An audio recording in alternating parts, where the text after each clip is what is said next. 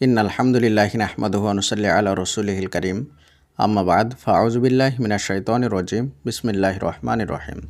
আমরা সত্য ঘটনা অবলম্বনে দোয়া কবুলের গল্পগুলো আপনাদের সঙ্গে শেয়ার করে থাকি। আপনি আপনার দোয়া কবুলের গল্পটি আমাদের সঙ্গে শেয়ার করতে পারেন, আমাদের চ্যানেলে প্রচার করা হবে। দোয়া কবুলের গল্প পাঠানোর জন্য আমাদের ইমেল আইডি ব্যবহার করবেন। আমাদের ইমেল আইডি হলো khalidhasan6695@gmail.com। এটা আমরা স্ক্রিনেও লিখে দিচ্ছি। আজকের এই দোয়া কবুলের গল্পটি ফেসবুকের গ্রুপ থেকে নেওয়া। এই দোয়া কবুলের গল্পটি একজন ডিভোর্সি বোনের বিয়ে সংক্রান্ত দোয়া কবুলের গল্প।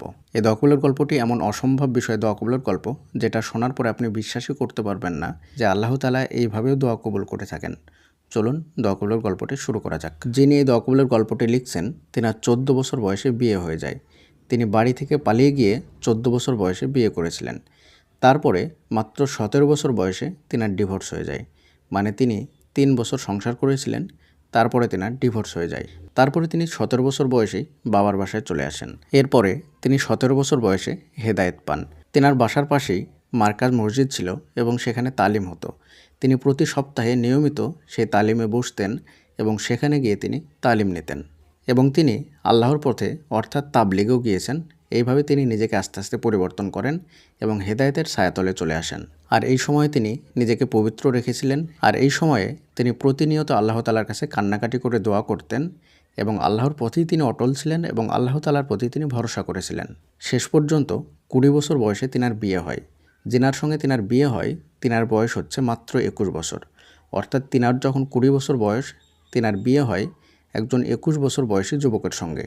আর সবচেয়ে অবাক করা বিষয় হলো, যেই যুবকের সঙ্গে তিনার বিয়ে হয় সেই যুবক ছিলেন অবিবাহিত এবং তিনার শারীরিক গঠন ছিল খুবই সুন্দর। তিনার হাইট ছিল 5 ফিট 5 ইঞ্চি এবং তিনি ছিলেন উজ্জ্বল ফর্সা এবং তিনার মুখে চাপ দাড়ি ছিল এবং তিনার ব্যবহার মাশাআল্লাহ অনেক সুন্দর ছিল। এই ধরনের একজন ফিজিক্যাল এবং মেন্টাল এবং চারিত্রিক সব দিক থেকে সুন্দর একজন যুবকের সঙ্গে তিনার বিয়ে হয়ে যায়। সেই যুবক প্রথমে তিনাকে বিয়ের কথা বলেন, তারপরে তিনি তিনার ফ্যামিলিকে বিয়ের কথা বলেন এবং শেষ পর্যন্ত আলহামদুলিল্লাহ তিনাদের বিয়ে হয়ে যায় এবং বর্তমানে তিনাদের দাম্পত্য জীবনে আল্লাহ তাআলা একজন ফুটফুটে কন্যা সন্তান দান করেছেন। এবং শেষ পর্যন্ত তিনি বলেন যে আল্লাহ তাআলা আমাদের দাম্পত্য জীবনে এতটাই সুখ শান্তি দিয়েছেন, আমি যদি সব কথা খুলে বলি তাহলে হয়তো আপনাদের নজর লেগে যেতে পারে। তাই ঈমান বাড়ানোর জন্য এতটুকুই বলছি যে আল্লাহ তাআলা আমাকে সব কিছু দিয়েছেন এবং পরিপূর্ণ দিয়েছেন। শেষের দিকে তিনি লিখেছেন, আমি অনেক অপমানিত ছিলাম এবং অনেক কষ্টে ছিলাম। আমার রব আমার উপরে দয়া করেছেন। নিশ্চয় আল্লাহ তাআলা দোয়া কবুলকারী এবং রাহমানুর রহিম এবং উত্তম সাহায্যকারী, অভিভাবক ও বন্ধু। আল্লাহ তাআলা উত্তম পরিকল্পনাকারী। আল্লাহু আকবার। প্রিয় দিনী ভাই এবং বোনেরা, আল্লাহ তাআলার কাছে কোনো কিছু অসম্ভব নয়। আপনি একবার চিন্তা করে দেখুন, একজন মেয়ে যিনি কিনা বাড়ি থেকে পালিয়ে বিয়ে করেছিলেন মাত্র 14 বছর বয়সে, তারপরে 3 বছর তিনি সংসার করেছেন, তারপরে দীর্ঘ 4 বছর তিনি বাড়িতে ডিভোর্স অবস্থায় ছিলেন। এরপরে এমন একজন ছেলের সঙ্গে বিয়ে হচ্ছে যেটা কিনা একজন অবিবাহিত মেয়ের পক্ষেও পাওয়া সম্ভব নয়। তাই আল্লাহ তাআলার কাছে কোনো কিছু অসম্ভব নয়।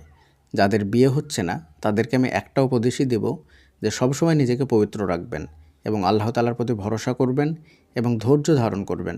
হয়তোবা আল্লাহ তাআলা আপনাকে পরীক্ষা করতে পারেন, আপনার ধৈর্যের পরীক্ষা নেবেন, আপনাকে অপেক্ষা করাবেন, কিন্তু শেষ পর্যন্ত আল্লাহ তাআলা আপনাকে এত বেশি দিবেন যে আপনি আল্লাহ তাআলার শুকরিয়া আদায় করে শেষ করতে পারবেন না। তাই ধৈর্য ধারণ করে আল্লাহ তাআলার প্রতি ভরসা করে দোয়া করে যান।